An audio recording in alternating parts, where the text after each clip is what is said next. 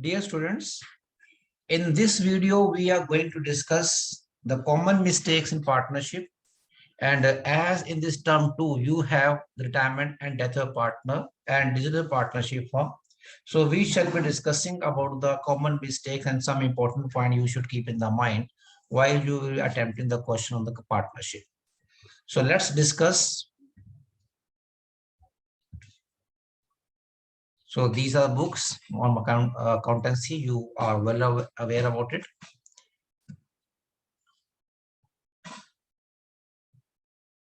First point, if nothing is mentioned about the ratio, we always assume the profit share ratio is equal.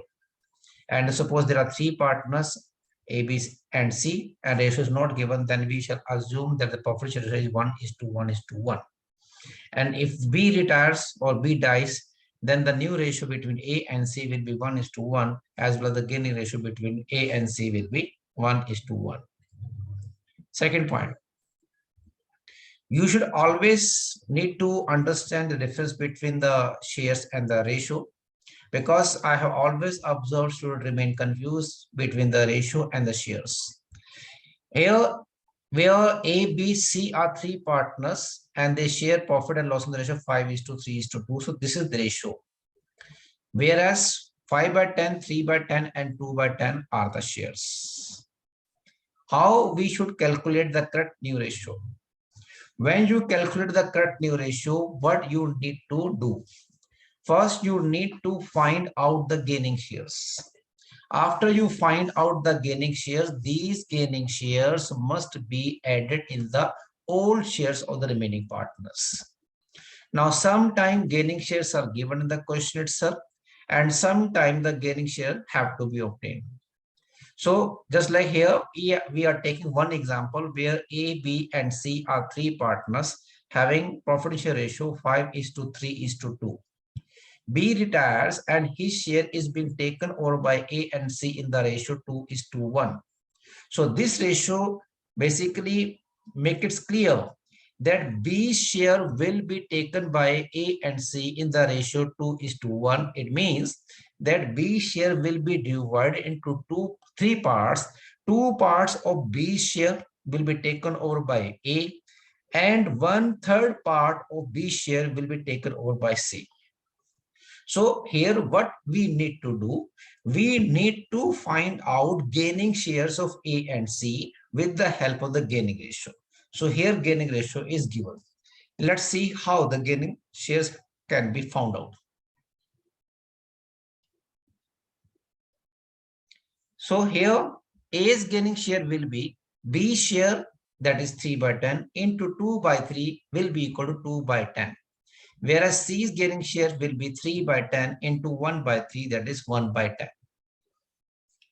And now A's gaining new share will be his old share plus gaining share. A's old share was 5/10, whereas he has gained 2/10. So his new share is 7/10. Whereas C's old share was 2/10, he has gained 1/10 share from B. So his new share is 3/10. So new ratio between A and C is 7:3, and the gaining ratio between A and C is 2:1 that was given in the question. Sometime I have observed that after finding the new ratio, student then find out the gaining ratio. So in order to find the gaining ratio, what they do, they deduct old share from the new shares. So new shares are 7/10 and 3/10. If we deduct old shares from the new share, we will find the gaining shares. And again, once again, what will happen if we deduct old share of A from the new share of A, 7/10 minus 5/10, it will be 2/10. And in case of C, if we did C share, that was 2/10, 3/10 minus 2/10, it will be 1/10. So when you have been given the gaining ratio in the question itself, there is no use to find out the gaining shares and then gaining ratio. So you just keep in the mind whether the gaining ratio is given in the question or you have to find it out. Some important point you should keep in the mind. What is that? That when you find out new shares, whether it's for admission or it's a retirement or death, sum of new shares must be equal to 1. So if you check it, 7 by 10 plus 3 by 10, it is 1. It is 10 by 10, it means it is 1. It means the shares you have calculated, these are correct. And similarly, when the sum of the gaining shares is equal to the sum equal to the retiring partner share, it means the gaining shares obtained have been correctly found out. So gaining share, if we make a sum of this gaining share, 2 by 10 plus 1 by 10, we will have 3 by 10, and 3 by 10 was B share. So in nutshell, when sum of new shares is equal to 1, it means new shares have been calculated correctly. And when the sum of the gaining shares is equal to B's retiring partner or deceased partner, it means gaining share have been calculated correctly. Now next, treatment of goodwill. So when we make a treatment for the goodwill, what we do? In case of treatment of goodwill, normally the entry is remaining partner's account capital or current account debited to retiring partner or deceased partner's capital account. So in this case, what you do, first you find out the present value of goodwill.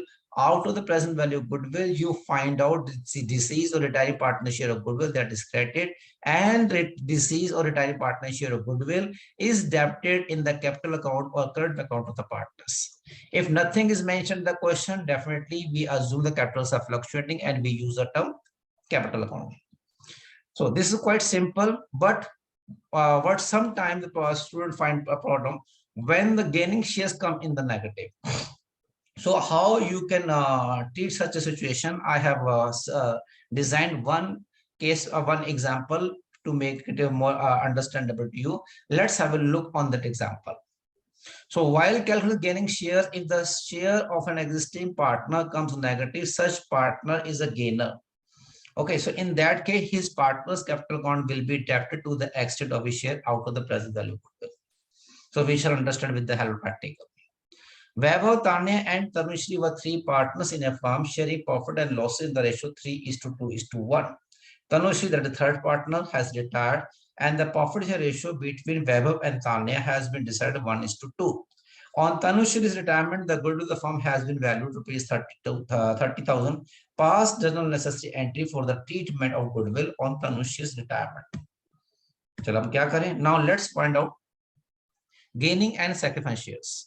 So what I have done, I have made a table, and it is not necessary that you have to make a table. Basically, with the help of table, I will be able to make the concept clear to you. Otherwise, it is up to you how you find it out. So I have written the name of the partner, and then I have written new shares. New shares are basically between Vaibhav and Tanya, and new share is not applicable in case of Tanushree.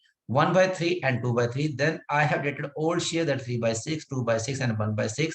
After that, I have found out gaining share, that is minus 1/6, and here 2/6, and here minus 1/6. So in case of Vaibhav, where gaining shares coming minus in minus or negative, it means is a new share has got declined. So he has sacrificed. It means new share is less than the old share. So new share is basically 1/3, whereas the old share was 3/6, that is 1/2. So his share has got declined. So the partner whose share gets declined is basically sacrificer. And the partner who is a sacrificer who loses his share, his partner or capital account will be credited. So Vaibhav is a sacrificer, and he has sacrificed 1/6 share in favor of Tanya. Okay, and whereas Tanya has basically got her share increased. So her share has increased by 2/6, and as she has increased, so she is a gainer, and the gainer partner is debited. Tanushree, who is leaving the firm, she has sacrificed her share, or she has given her share in favor of Tanu. Okay, so she is sacrificer, so she will be receiving the amount of goodwill. So the sacrificer receives the amount of goodwill, whereas the gainer pays the amount of goodwill. So the partner who is a gainer, his capital or current account is debtor, and the partner who is sacrificer, her capital account is credited.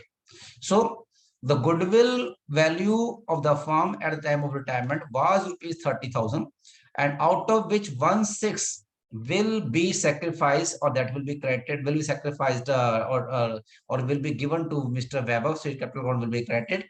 And in case Tanya is a gainer, so her capital account will be debited by 10,000 rupees, and Tanushri, who is retiring, so as she is sacrificed, her capital account will be credited by rupees 5,000. Let's have an entry. Entry will be where Tanu will be debited and Weber and Tanushri will be credited. So entry would be Tanu's capital account debit 10,000 rupees, to Weber's capital account 5,000 rupees, to Tanushri capital account 5,000 rupees. So normally what you see in case of retirement or death of partner, the outgoing partner's capital account is credited, whereas the remaining partner capital account is debited. So it was a basic different case. So whenever such case comes in the examination, normally student loses confidence and they make a mistake. So I hope after going through this case and understanding it, you will have no problem in the examination. Next, we have now we are going to discuss about the profit or loss of a deceased partner. So there are basically two cases. When first case is where the profit ratio among remaining partner does not change, and second case we will be discussing when the gaining, when the profit, there is change in the new ratio, when there is change in the new ratio and old ratio of the remaining partners. So let's understand one by one. First case, when there is no change in the profit ratio, then entry for the profit or a deceased partner is made like this: profit and loss expense account debit to deceased partner's capital account. Okay, and if there is a loss, in case of loss, the entry would be reversed: deceased partner capital account debit to profit and loss account. But when there is a change in the profit ratio among the remaining partners, between remaining partner, so in that case the entry you pass for the purpose of goodwill, the same entry will be passed. So entry would be remaining partners capital account debit to deceased partners capital account. So in this case, entry would be passed in the same manner as you pass in case of goodwill. And what we will do, we will find out deceased partner's share of profit, and that will be credited in his capital account, and the share of profit will be borne by the remaining partner in the gaining ratio. So now in nutshell, you should keep in the mind, when there is no change in the profit ratio, you will pass the entry for profit and loss account, suspense account debit to deceased partner capital account, and reverse entry in case of loss. And when there is a change in the profit ratio, when the old ratio and the new ratio of remaining partner is different, then the entry would be remaining partners capital account debit to deceased partners capital account in case of profit, and the entry would be reversed if there is a loss, for a deceased partner. So I hope these two cases must be clear, and normally shouldn't make a mistake in this type of cases. So that's why I have taken these cases. Now I'm going to take, on the request of several students and teacher as well, that I should make a presentation on the different cases of expenses on dissolution of the firm. So before we discuss the different cases on the dissolution, let's understand two terms. Students should differentiate between the terms borne and paid. Whenever you see the term borne, the relevant party, whether it's a partner or whether it's a partnership firm, should be debited. So in case of partnership firm, realization account is debited, and in case of partner, concerned partner's capital account is debited. And when you see the term paid, then relevant party should be credited. So in case of firm, cash or bank account will be credited, but in case of partner, concerned partner's capital account will be credited. So if expenses are borne by the firm, then in that case, realization account will be debited. If the expenses are borne by partner, then concerned partner's capital account will be debited. And when expense realization are paid by firm, in that case, bank account will or cash account will be credited. And when any partners agree to pay expense realization, in that case, concerned partners capital account will be credited. Let's understand with the help of different cases. First case, let's understand first case. When the expenses are borne by the firm and paid by the firm, or when simply it is mentioned that the expenses of the firm are paid, or the expenses on dissolution are given. So different type of languages may be used. So whenever the expenses of the firms are given to you, in that case, you make an entry in relation account debit to cash or bank account. So you show on the debit side of the register account and you write to bank account or to cash account. So whether you have to prepare cash account, whether you have to make a cash bank account, if cash and bank both accounts are given, then the entry should be passed through cash account. If cash account is given in the question, then entry should be passed through cash account. Or if bank account is given, then the entry should be passed through bank account. So in nutshell, if the both accounts are given, then the entry should be passed through cash account and bank's balance is transferred in the cash account. Okay, so actually full-fledged length question is not going to be asked in the examination. So you will be asked to prepare realization account and may be asked in a rare case to prepare the capital accounts. But you are going to ask, you're going to be asked to prepare realization account. This question is expected to as an alternative to the retirement of the part, retirement chapter. So you will compare both the question and in the reading time, and you will decide which question you have to attempt. So that was the additional information. Now, second case, when the expenses are borne by the firm and paid by a partner, or when the expenses are paid by a partner on the behalf of the firm. So when the expenses are borne by the firm and paid by partners, so in that case, the firm is basically bearing. So the realization account will be debited, and if one particular partner is paying or he has agreed to pay the expense relation, then in that case his capital account will be credited. Now next third case we have when the expenses are borne by partner and paid by a firm. In that case, the partner is bearing the expenses, so partner's capital account will be debited, and as the firm is paying, then the cash or bank account will be credited. Then we have when the expenses are borne as well as paid by a partner. So one partner is bearing, another partner is paying. So same partner is paying, both bearing the expenses, and same partner is paying. So same partner's capital account will be debited and credited. So there will be no relevance to make an entry. So no entry will be passed in such a case. Fifth case, when the expenses are borne by partner and paid by another partner. So the partner who is going to bear will be debited and the partner who is going to pay will be credited. Let's understand with the help of one example. Expenses on realization are borne by Ram, whereas it will paid by Sham and for rupees 2000. So here the Ram has agreed to bear the expenses, so the Ram's capital account will be debited, and Sham has agreed to pay it, then Sham's capital account will be credited. The entry would be Ram's capital account debit to Sham's capital account. Now one more case, that is when the expenses of the firm are borne by firm and partly by the firm and partly by partner. So expenses of firm are being borne partly by the firm and partly by a partner. Let's understand with the help of an example. Expenses on dissolution amounted to ₹10,000, out of which ₹4,000 were paid by the firm and the remaining by the partner. So here the expenses are ₹10,000, and out of which 4,000 are being paid by the firm. So the firm is paying, the firm account will be credited, and the remaining expenses are being paid by the partner, so partner capital account will be credited. So expenses are being borne by ₹10,000 by the firm.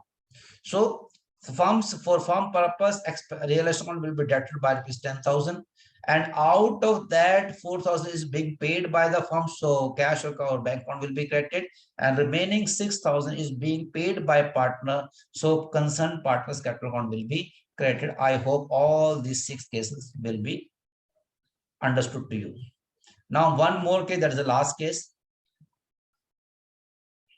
Here you will be given 2 different transactions. So one will be the total expenses which are borne, and another actual amount of expenses paid by the partner. So let's understand. When the expenses are agreed to be borne by a partner for a fixed amount and the actual expenses are paid by the firm to such partner. So how such type of case may appear in the exam? Just like here, Mr. Ram, a partner, is given the duty to complete the process of dissolution.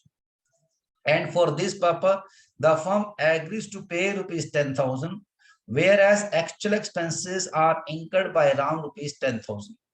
So what is the meaning of the entire transaction? That firm has negotiated with Ram, that is remaining partner have agreed with Ram that he will take a charge to dissolve the firm. And for this purpose, from the firm's account, rupees 10,000 are agreed to be borne by the firm. So this is 10,000 which will be borne by all the partners, including Ram. So this 10,000 basically the expense for the firm. And now after agreeing that rupees 10,000 will be borne by the firm, then after that, Mr. Ram has involved himself in the process of completing the process of dissolution. While completing the process of dissolution, he must have required to pay certain amount of expenditure. So what he has done, instead of taking the amount of cash from the firm to pay the outsider, he would have preferred to pay rupees 12,000 from his own pocket, assuming that he will receive rupees 12,000 from the firm.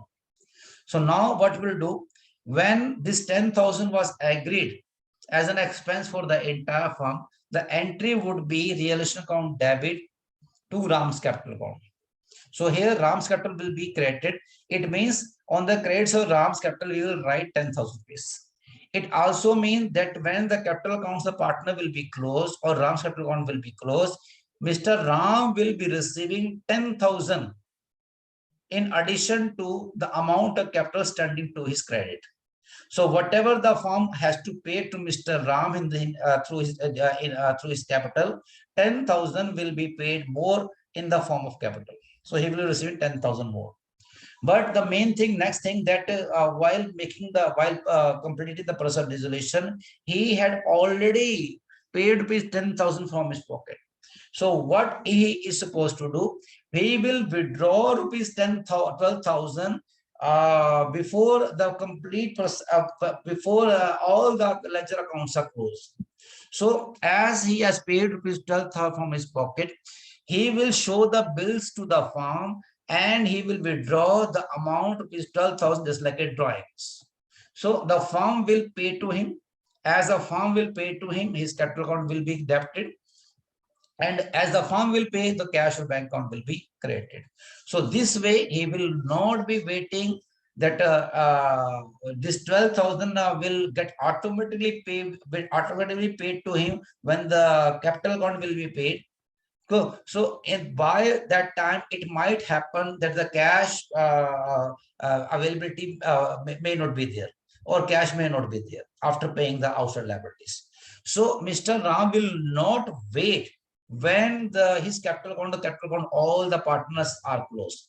So if he wait, definitely he will receive his 12,000 when the capital account will be closed. But what he will do, or he will prefer, that instead of waiting for all the capital accounts to close, he will withdraw rupees 12,000 from his capital. So when any partner withdraws any amount from the capital, it is basically a drawings. So we can make two entries: drawings account debit to cash or bank account, and later on the drawing is added to the capital account. The capital account is debited, drawings account is credited. So, or simply, if we combine these two entries, the entry is capital account debit to cash or bank account. I hope all these cases on expense dissolution must be clear to you. So I suggest that if you get everything clear in your mind, it's all right. And if you have something in doubt, just repeat the video and make your concepts clear. Or you can also send your queries on my phone number that is appearing on the screen. So all the best for the preparation and board examination. So we shall meet once again in another video. Thank you, everyone.